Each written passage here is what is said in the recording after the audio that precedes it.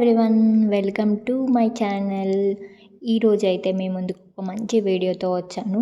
నేనైతే ఇక్కడ నరసింహస్వామి టెంపుల్కి అయితే వెళ్ళాను. ఈ టెంపుల్ వచ్చేసి బీదర్ కర్ణాటకలో ఉంటుంది. మనకు తెలంగాణ బార్డర్లోనే ఉంటుందన్నమాట. ఈ టెంపుల్ యొక్క ఫుల్ డీటెయిల్స్ అండ్ టెంపుల్ యొక్క హిస్టరీ అనేది నేను ఈ వీడియోలో ఎక్స్ప్లెయిన్ చేస్తాను. వీడియో మాత్రం స్కిప్ చేయకుండా ఫుల్గా చూడండి. సో కొంచెం కూడా మిస్ అయినా కానీ మీకు ఒక క్లారిటీ అయితే ఉండదన్నమాట. టెంపుల్ అయితే చాలా బాగుంటుంది. One of the best temple అనమాట. ఇది విజిట్ చేయవలసిన one of the best temple అని చెప్పవచ్చు. మేమైతే ఇంకా టెంపుల్కి అయితే స్టార్ట్ అయిపోయినాం. మేము మార్నింగే స్టార్ట్ అయిపోయినాం. అందుకే ఇంకా బ్రేక్ఫాస్ట్ కూడా మధ్యలోనే బ్రేక్ఫాస్ట్ చేసేసి అయితే ఇంకా స్టార్ట్ అయిపోయినాం అనమాట. ఇక్కడైతే బ్రేక్ఫాస్ట్ కోసం ఆగామన్నమాట. మా ఫ్యామిలీతో వెళ్తున్నాం. మా అన్నయ్య వాళ్ళ ఫ్యామిలీ, అక్క వాళ్ళ ఫ్యామిలీ అండ్ మా మమ్మీ, మా ఫ్యామిలీ అనమాట. మేమందరం అయితే ఇంకా బ్రేక్ఫాస్ట్ చేసి ఇక్కడ ఇంకా స్టార్ట్ అయిపోతాం అన్నమాట.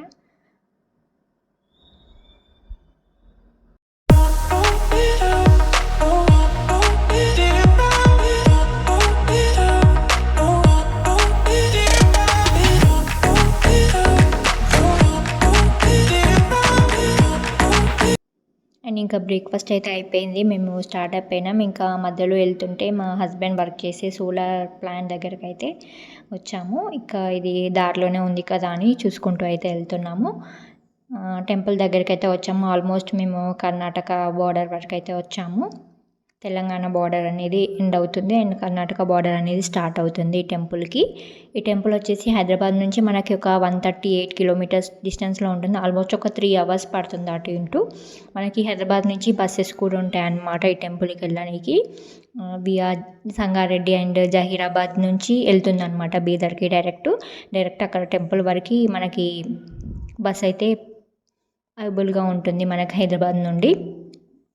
సో ఈ టెంపుల్ యొక్క హిస్టరీ ఏంటని, నరసింహస్వామి తన భక్తుడైన ప్రహ్లాదుని రక్షించడానికి హిరణ్యశకపు అనే రాక్షసుని అయితే చంపేస్తాడు. తర్వాత శివభక్తుడైన జలాసురుడు అనే రాక్షసుని కూడా నరసింహస్వామి అయితే చంపేయడం జరుగుతుంది.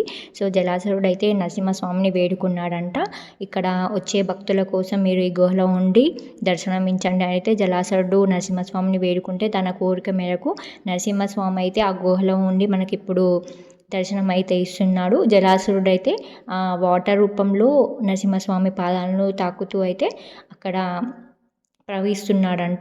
ఇది దీని యొక్క హిస్టరీ. సో అందువల్లనే దీనికి జలా నరసింహస్వామి అనే పేరు అయితే వచ్చింది. ఇక్కడైతే ఎక్కువ మంది భక్తులు సంతానం కోసం అయితే వస్తుంటారంట. సంతానం అవుతుంది అని వాళ్ళ నమ్మకం అంట. ఇక్కడికి వచ్చి ఆ వాటర్లో అలా నడుచుకుంటూ వెళ్ళి స్వామివారిని దర్శనం చేసుకుంటే ఇంకా వాళ్ళకి సంతానం కలుగుతుందని ఒక నమ్మకం.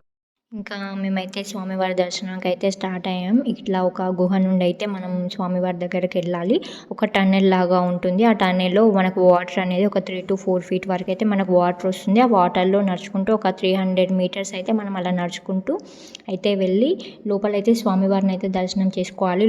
లోపలైతే మనకు ముగ్గురు దేవుళ్ళు అయితే మనకు దర్శనం ఇస్తారు. జలాసురుడు అండ్ నరసింహస్వామి అండ్ జలాసురుడు పూజించిన శివలింగం అయితే మనకు అక్కడ దర్శనం ఇస్తారు. ఇప్పుడు మేము ఇక్కడ లోపలికి వెళ్ళడానికి అయితే స్టార్ట్ అయ్యాను. ఆ రోజు సండే కాబట్టి బాగా రష్ ఉందన్నమాట. చాలా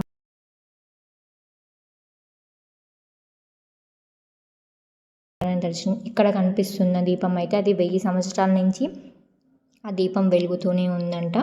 సో డైలీ పొద్దున ఈవినింగ్ అందులో ఆయిల్ అయితే వేస్తారు. 1000 సంవత్సరాల నుంచి ఆ దీపం ఆగకుండా ఇంకా వెలుగుతూనే ఉంది. ఫస్ట్ అయితే మనకి ఇక్కడ నరసింహస్వామి అయితే దర్శనం ఇస్తాడు స్టార్టింగ్లో. సో ఇక్కడ మనం మొక్కేసుకొని ఇంకా వాటర్లోకి అయితే దిగిపోయాము. మేమైతే భయపడుకుంటూనే దిగిపోయినాం. కాకపోతే ఒక కొద్దిగా వెళ్ళగానే తర్వాత ఇంకా పర్లేదు నడుచుకుంటూ వెళ్ళొచ్చు అని అయితే ఒక కాన్ఫిడెంట్ అయితే వచ్చింది. ఇంకా స్టార్ట్ అయితే అయిపోయాం. ఇదంతా ఒక గుహ చూడండి మీరే. ఇదంతా ఒక గుహలో మనకి ఇక్కడ వాటర్ అయితే ఉంటుందన్నమాట. మొత్తం వాటర్ అనేవి మనకి ఇక్కడ 3 to 4 feet వరకు అయితే వాటర్ అనేది వస్తుంది. అలా నడుచుకుంటూనే వెళ్ళిపోవాలి. లోపలైతే ఎలాంటి ఇబ్బంది ఉండదు. ఎయిర్ కండిషన్ కానీ లైట్ కండిషన్ కానీ అంతా బాగుంటుంది. మనకి లోపలికి ఫ్రెష్ ఎయిర్ వస్తుంది. అండ్ లోపల నుంచి ఎయిర్ కూడా బయటికి వెళ్ళడానికి వాళ్ళు పైప్స్ అవన్నీ పెట్టేశారనమాట. అన్ని రకాల వాళ్ళు సెట్ చేసి ఈ టెంపుల్ అనేది మనకి ఉంటుంది.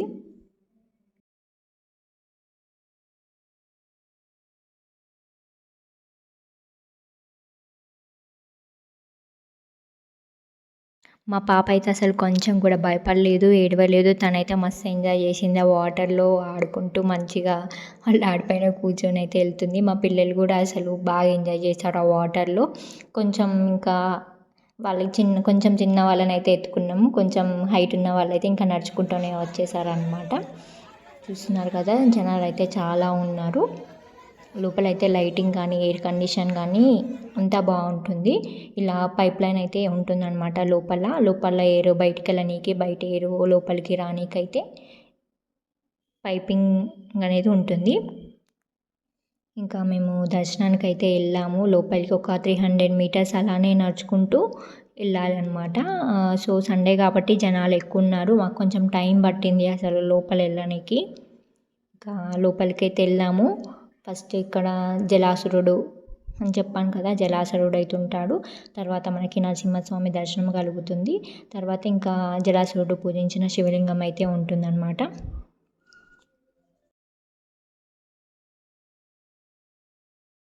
ఇంకా నరసింహస్వామి దర్శనం అయితే అయిపోయింది. ఇంకా మేము రిటర్న్ అయితే అయిపోయాం. మళ్ళీ మనం వాటర్లో నడుచుకుంటూనే రిటర్న్ అవ్వాలన్నమాట. అదే దారిలోనే మనం మళ్ళీ రిటర్న్ వెళ్ళిపోవాలి. రిటర్న్కి అయితే ఎక్కువ టైం ఏం పట్టలేదు, తొందరగానే వెళ్ళిపోయినాం. ఒక 10 మినిట్స్లో అయితే వెళ్ళిపోయినాం. ఇంకా సేమ్ అదే వేలో వెళ్ళాలన్నమాట రిటర్న్ కూడా. మేమైతే ఇంకా రిటర్న్ అయిపోయి మేము ఇంటి దగ్గర నుంచి పులిహోర చేసుకొని వస్తే ఇంకా అప్పటికే లేట్ అయిపోయింది. ఇంకా డ్రెస్సెస్ అన్నీ చేంజ్ చేసుకొని ఫుడ్ అయితే తినేసాము. సో వీడియో కనుక మీకు నచ్చినట్టయితే ప్లీజ్ లైక్ అండ్ సబ్స్క్రైబ్ చేయండి. Thank you for watching.